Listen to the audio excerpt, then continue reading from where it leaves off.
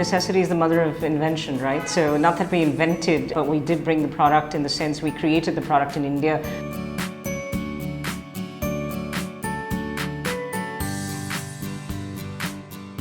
We started up in 2007 after my co-founders and I returned from the United States after quitting our careers to come back and start up in India. I'm Neetu Bhatia, co-founder CEO Kyazunga.com, India's first and largest sports and entertainment ticketing company.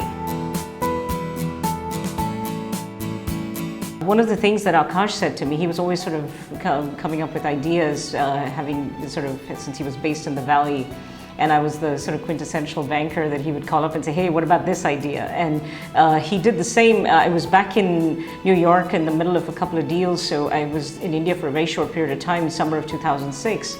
He calls me, I even recall this very clearly. It was around midnight, and he calls me, midnight New York time, and he asks, hey Neetu, what about essentially a ticketing platform, basically a Ticketmaster, but in India and on mobile? I said, hey, that sounds like one of your better ideas. Why don't we sort of look at doing some more diligence? If you're there, do some of the tech diligence that's required. And then I made about half a dozen business-related sort of discussions and trips back to India while I was still working as an investment banker to really understand the market, talk to people, main stakeholders and such like that. And we started to sort of put it all together. And before we knew it, we'd raised our first round of funding. It takes time initially to educate and evangelize, but once you've done that and once then it becomes sort of a hockey stick phenomenon from there. We don't have a sort of, as we're growing a working population and the skill sets that the population has, the working population has, that has to keep up with what's going on in terms of advancement in technology. So whether it's product, whether it's technology, whether it's business, whether it's commercial, a whole host of those skill sets need to be imparted to people that are coming into the workforce. We've had the wherewithal and the time and the effort and the both emotional, physical, financial wherewithal to get that done. She's obviously not alive anymore, but someone I followed quite a bit was Margaret Thatcher. She grew up through the ranks and came up to do what she did and built up and changed how work, business, government, and all of that, the economy of a whole nation was viewed, and and how it was then changed. I've always been sort of inspired by that. The fact that we're democratizing access day after day after day and trying to reach as many people, I feel like we've democratized access to a third of the world's population. Having done the Cricket World Cup in India, Sri Lanka, Bangladesh, we've really literally democratized this access to a third of the world's population across various such major marquee events.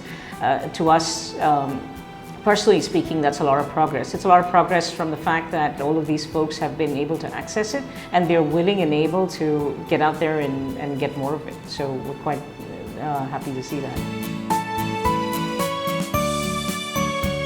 I think it's a fantastic empowerment process in some sense to most people that didn't have access to it before but are now kind of able to. I still think we have a long way to go. Surely, obviously media spends and are moving more digital, away from television, away from other traditional forms of marketing, because you're able to get out more, you're able to get to bang for your buck, and your ROI sort of numbers really look nice. I would say boom, yeah, but I think that boom can do a lot more, can do a lot better.